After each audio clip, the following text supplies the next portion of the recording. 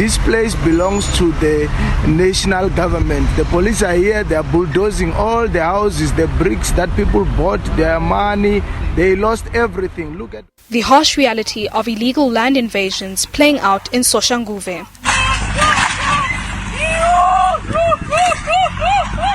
A more recent incident was in Vleerhof in the West Rand.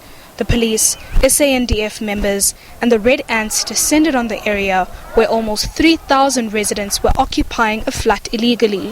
One man died allegedly due to law enforcement heavy-handedness. Today, the Human Settlement Department was joined by the Community Safety and Infrastructure Departments to launch the anti-land invasion campaign.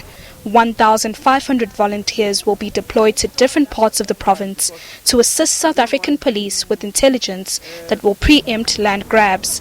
The launch was held near such land. This is anarchy.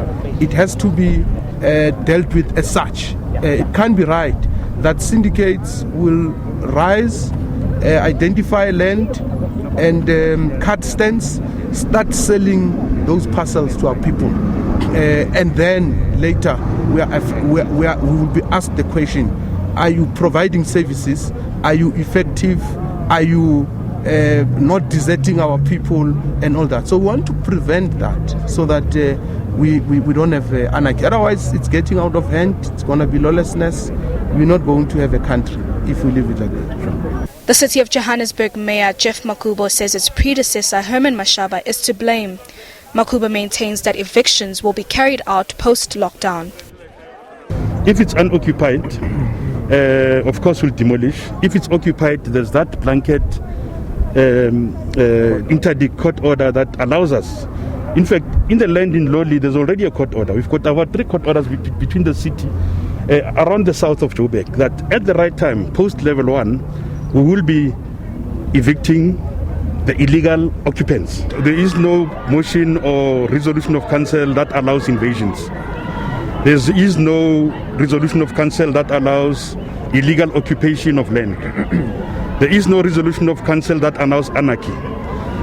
Now, if you want me to be clear, for Mashaba to stay in power, he needed the EFF, and the EFF occupied land, and he allowed it to happen because it was his currency to stay in power. Which is why then there's such anarchy, and then now he's not taking responsibility because he ran away. Word about the briefing got out, which later resulted in residents staging a picket. The Patsing community claim to have lived on the farm for decades and say they have tried to engage government officials for years to no avail. Our officials are going back and forth and we are not getting any assistance. When the tree fell on my home, the MMC came down. His name is Denbov at the time. He came, he saw, and we did not get any form of assistance after that. Then we had to start from scratch and rebuild.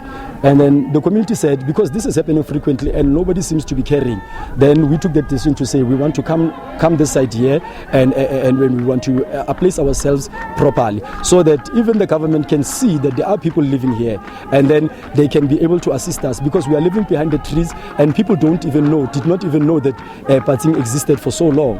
I was born here, I am 30 years of age. Imagine my parents, how long they have been here. The community is unshaken by the government's plans to carry out evictions. They vow to protect their homes by all means necessary. Nosipho Mncube, SABC News, Johannesburg. We continue with this on the line to Skype to Tasneem Motara, the Gauteng MEC for Infrastructure Development. A very good evening to you and thank you so much for joining us, MEC. Just following on that report that you heard there from the mayor. So if there is proof that this is what we're seeing now is as a result of the incompetence of the previous administration, the mayor goes very deep into naming various political parties and their role in it. If there's evidence of this, have you considered then pursuing criminal or civil charges? Yes, most definitely. I think we can't leave as government crime unabated.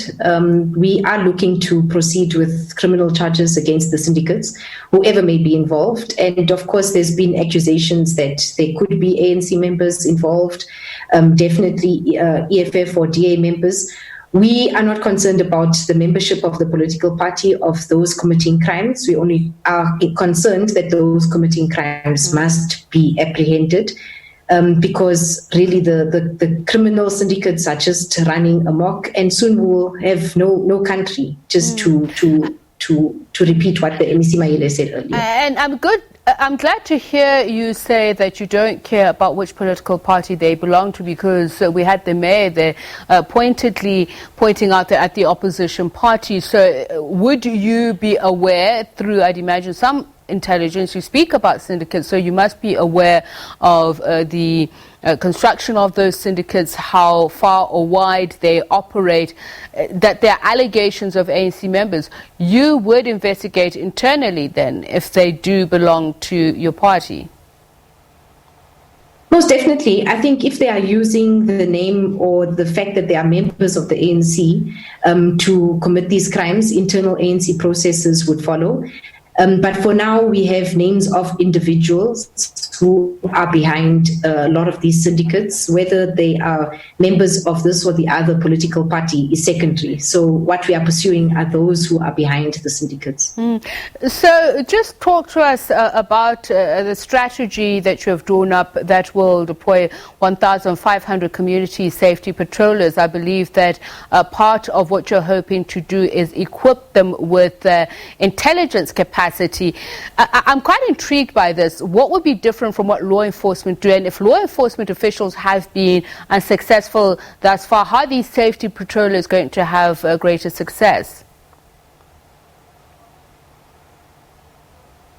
So really what it is to reinforce the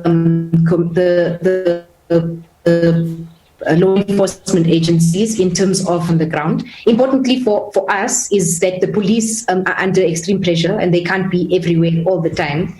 And they also can't focus on one particular crime at a particular point.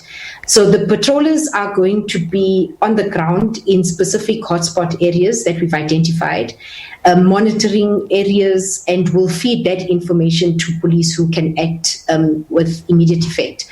Of course, some of the challenges that we faced in the past is that when there has been invasion, by the time police are able to get to the scene, possibly 48 hours have passed, and then other provisions of the law kick in. So we then have to then go to courts, get a court order to evict, and that process sometimes does take a bit of a lengthy time.